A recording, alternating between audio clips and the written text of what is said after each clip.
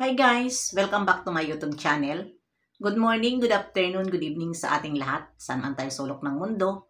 Sana ay nasa mabuti tayong kalagayan at ligtas sa anuman masamang kapahamakan. At bago ang lahat, shoutout muna tayo sa founder ng Kalingap, Kuya Val Santos Matubang at Edna Vlogs. Kalingap Rob, syempre kay Jack Matubang at sa lahat ng mga sponsor na walang sawa tumulong sa mga nangangailangan. More blessing to come. At syempre, shoutout din sa mga kaibigan ko dito sa mundo ng YouTube. Tita Lydia, mega love shoutout. Irene Azuzima, mega love shoutout. Jackie Lane, Cel TVPH, Hayat's Mix Vlog, Sis Charma, mega love shoutout. At syempre, ang mga sakalam na mga sponsor sa Kalingap na nandyan sila. Lagi. Lalong-lalo na si Inday PB.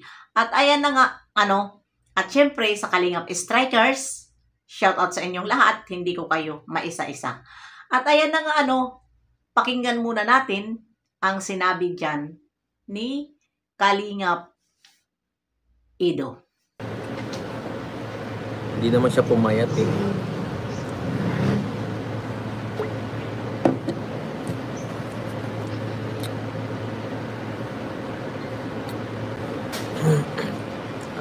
After live selling guys, ayaw niya na talagang kumain. Wala na siyang gana.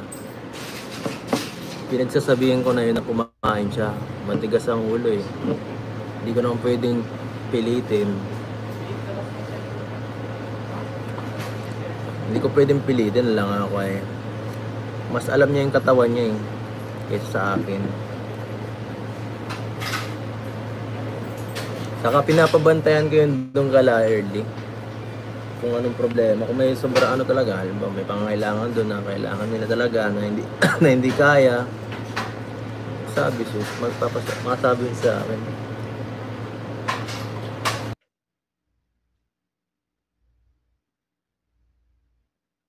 Ayan.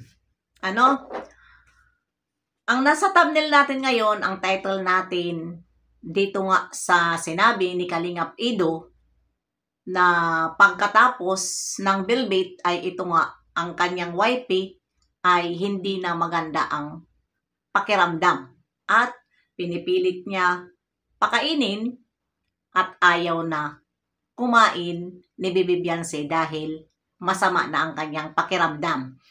At natural lang yun na hindi mapipilit ni Kalingap Ido ang kanyang wifey dahil alam natin yon. Kapag tayo may sakit, kahit paanong pilit sa atin, kapag yung sikmura natin ay hindi tanggap ang pagkain, hindi talaga tayo mapipilit. Tama naman ang sinabi ni Kalingap Ido. Kung sino po ang marami naman, dahil malaki ang kanyang views na sa umabot siya ng 3,000 dito sa kanyang live. At yun nga, na sumasagot lang naman siya sa mga message doon, sa mga, syempre, sa mga supporters ng ating Bibi Beyonce at Kalingap Ido. Yun nga, sinagot nga niya yung patungkol nga doon sa may sakit si Bibi Beyonce. Hindi galing po yun. Huwag po natin sisihin na nagkasakit si Bibi Beyonce sa Bilbit.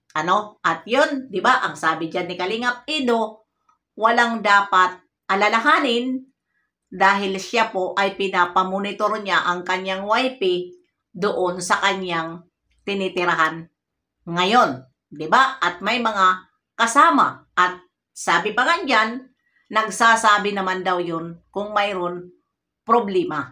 Kaya, huwag po natin sisihin, na nagkasakit si Bibi Beyonce nang dahil sa Bilbit. Dahil kung si Bibi Beyonce may sakit, hindi na yun pupunta. Dahil kaya pa niya at isa pa, katulad din yan sa atin na mga, halimbawa, mga empleyado, kapag kaya nila, pumapasok pa rin sila dahil trabaho nila yon. Si Bibi Beyonce, alalahanin natin, hindi po yun libre. Sa nagsasabi dyan na mga anti-kalingap, na ginagamit ang mga angels dahil dyan sa Bilbit, mga tanga-tanga kayo. Ito lang ang masasabi ko. Palibhasa, hindi kayo nanonood. Ang mga nagla-live selling po, yan na mga sa Bilbit, hindi po sila pre. Ha? Sila po ay malaki ang commission nila dyan at may sahod sila dyan. Ha? Kaya, gusto rin yan ng mga angel dahil magkano ang nakikita nila dyan sa Bilbit na yan. Kaya kahit masama ang pakiramdam ni Bibi Bianci dahil kaya pa naman niya, na sumuporta, dahil nga alam ni Bibi Bianci na magkano ang kinikita niya dyan, siyempre, trabaho nila, pumunta sila. Pero kung sinabi ni Bibi Bianci na siya ay masama ang pakiramdam, pipilitin ba yan ni Kalingap Rab? Hindi yan pipilitin ni Kalingap Rab. Dahil si Bibi Bianci nang hihinayang, dahil nga may commission sila, pumunta doon. Pumunta doon at nag-live selling. Kaya wag nyong pangunahan lagi ang Bilbit. Dahil ang akala nyo, lahat ng mga kinikilos ng angel, pinagpipirahan lang sila, ginagamit lang sila. Yan ang pagkakamali ninyo. Ang laki ha, manood kayo, ang laki ng commission ng mga angels. Yan ang tandaan ninyo. Ang nakikita nyo kasi puro kainggitan. Hindi nyo tinitingnan kung paano ni Kalingap Rab tulungan yung mga yan. Ha? Kung sa totoo lang, marami silang makukuha na magla-live selling. Mas magaganda pa sa mga angels. Kaso lang, iniisip din ni Kalingap Rab na kung mapunta man lang sa iba, dito na lang sa kanyang mga tinutulungan na mga beneficiary. Diba? At doon sa sinasabi rin ninyo, yan ang sabi ni Kalingap Edo. Totoo naman ang sinabi ni Kalingap Edo. Huwag masyadong bibihin. Hindi ko na kinat ko dyan. Huwag masyado si Bibi Bianci bibihin. Paano siya maging independent? Mag-independent. Totoo naman ang sinabi ni Kalingap Edo. Diba? Matuto. Dahil, para matuto siya na nandoon siya, malayo sa mama niya, 1 hour yata, ang biyahe mula sa bahay nila to boarding house, paano matuto kung bibibihin natin? Kailangan maging brave tayo. Maging brave tayo? Na hindi tayo mama's girl, hindi tayo. Totoo yan ni Kalingap Edo. Kailangan natin tumapang ang sarili natin kapag mayroon tayong sakit. Dahil kung ang ibig sabihin niya ni Kalingap Edo, kung hindi naman kaya, bakit hindi niya puntahan at hindi niya dalhin sa doktor? Diba? Ika nga, sabi nga niya, pinapamonitor nga niya doon sa kanyang mga beneficiary, si Bibi Bianci. At hindi niya pinapabayaan at lagi niya ito pinapadalhan ng pagkain. Diba? Kaya, huwag ganun. Ha? Hindi natin yan, huwag natin sisihin na nagkasakit si Bibi Bianci dahil pinilit ng Bilbit. No! Hindi sila pre. Ha? Malaki po. Ibalik-balik ko sa inyo para malaman nyo, malaki po ang kanilang commission. Ha? Tumingin kayo. Huwag kayo bas ng bas na binabas nyo si Kalingap Rab. Dahil hindi nyo alam. Dahil ang tinitingnan nyo yung may ibabas kayo sa Kalingap. Pero hindi nyo tinitingnan kung paano tumulong si Kalingap Rab dito sa mga angel. Ha? Kahit ibalik-balik ko ito. Kahit ako sabihan nyo na sirang plaka, ipapadama ko lang na mayroon po sila commission. Ha?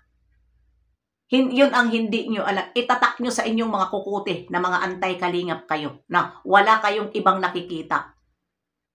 Ha? Ang laki ng kanilang mga nakukuha galing sa Bilbit. Yun ang inyong mga utak nyo na mga utak bulinaw na mga basher kayo. Wala kayong magawa kundi sitahin ang Kalingap na wala naman dapat isisita sa kanila. Ano? Mga ano kayo, inaraw-araw nyo, tinatakot nyo patungkol dyan sa demanda-demanda. Ay, Diyos Maria Josep Marimar. Diyos ko Lord. May mga ano po sila, permit. Hindi sila mga bagos na hindi katulad sa inyo na mga bagos kayo na tao, mga basher kayo. Palibhasa yung mga negosyo nyo siguro, walang permit. Kaya ginagaya, kinakatulad nyo ang Kalingap sa mga negosyo nyo na mga bagos.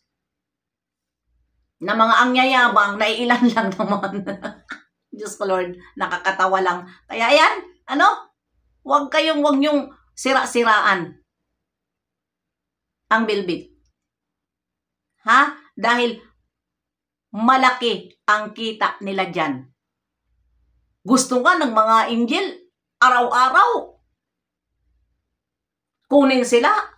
Dahil alam nila na may sahod sila dyan, may kinikita sila dyan.